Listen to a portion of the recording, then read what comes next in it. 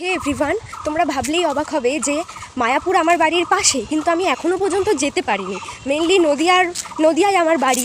তোমরা যারা দূর দূরান্ত থেকে আমার ব্লগ দেখো, তোমরা গেছো মায়াপুরে, আমি দেখেছি, কিন্তু আমার বাড়ি কাছে হয়েও আমি এখনও পর্যন্ত যেতে পারিনি।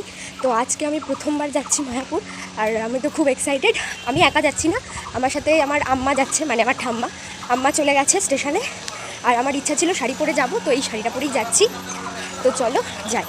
আম্মা তো আগেই স্টেশনে চলে এসেছিল, আর তারপরেই আমরা ঝিকঝিক করতে করতে চলে এলাম কৃষ্ণনগর। আর কৃষ্ণনগর থেকে টোটো করে প্রাকৃতিক দৃশ্য অনুভব করতে করতে একেবারে ডাইরেক্ট চলে গেছিলাম স্কন মন্দিরের সামনে। লঞ্চে করে আর যাইনি, যেহেতু আম্মারও ধরো বয়স হয়েছে, পারবে না অত দৌড়ঝাঁপ করতে, এর জন্য ডাইরেক্টই চলে এসেছিলাম। আর আমার যেহেতু প্রথম আসা, আমার তো বেশ এক্সাইটেড লাগছিল। তো যাই হোক, মন্দিরের ভেতরে ঢুকেই ডান দিকেই কিন্তু প্রসাদের কাউন্টার রয়েছে, তো দুটো টিকিট কেটে নিলাম, আর তারপরেই চা বিস্কুট খেয়ে নিলাম। তারপরে খেয়ে টেয়ে নিয়ে আমরা তো ঘুরছিলাম বেশ এদিক ওদিক। এত সুন্দর জায়গা, এত সুন্দর মন্দির, বড় বড়, অসাধারণ লাগছিল।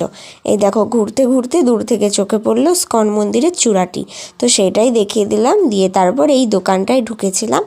তো কি কি কিনেছি না কিনেছি সেটা নেক্সট মিনি ভ্লগে দেব। তারপরেই আইসক্রিম খেতে খেতে রওনা দিলাম রাধা কৃষ্ণ মন্দিরের উদ্দেশ্যে এবং গোশালার উদ্দেশ্যে।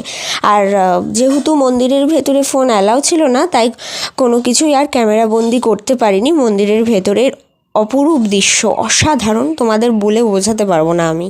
তো যাই হোক, এই দেখো, তো চলে এসেছিলাম গোশালা। আর গোশালা থেকে ঘুরতে ঘুরতে দেখি 1:30 বেজে গেছে, তাই এসেই বসে পড়লাম প্রসাদ গ্রহণ করতে। আর কি সুন্দর যে এখানকার সিস্টেম, কি সুন্দরভাবে এখানে ভোগ প্রসাদ বিতরণ করা হচ্ছে দেখো। আমি তো নিচে বসে খাওয়ার টিকিট কেটেছিলাম, আর আম্মা যেহেতু নিচে বসতে পারে না, তাই আম্মা চেয়ার টেবিলে বসার টিকিট কেটেছিল। আর আমাকে প্রসাদে দিয়েছিল খিচুড়ি, ভাত, একটা তরকারি, ডাল, আলু পটলের তরকারি আর চাটনি।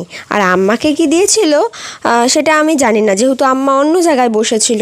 তো খেয়ে দিয়ে নিয়ে সামনের দিকে যখন যাচ্ছি, তখন একবার মন্দিরটা দেখিয়ে দিলাম। আর দেখো, এখানে সারিবদ্ধভাবে কত দোকান রয়েছে ভেতরে। এটি হলো শ্রীল প্রভুপাদ ঠাকুরের ভজন কুঠির। আর তারপরে তো খাওয়া দাওয়ার পরে আমি আর আম্মা মিলে বেশ কিছুক্ষণ বসেছিলাম, একটু আড্ডায় আর কি করছিলাম, আর ফটোও তুলেছি। তারপরে তো বাড়ির দিকে রওনা দিলাম।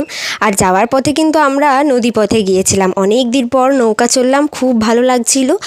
আর ভিডিওর শেষে বেশ কিছু ফটো দিয়ে আজকের মিনি ভ্লগটা শেষ করছি। ভিডিওটি কেমন লাগলো অবশ্যই কমেন্টে জানিয়ে দিও। ভিডিওটি ভালো লাগলে লাইক, কমেন্ট, শেয়ার।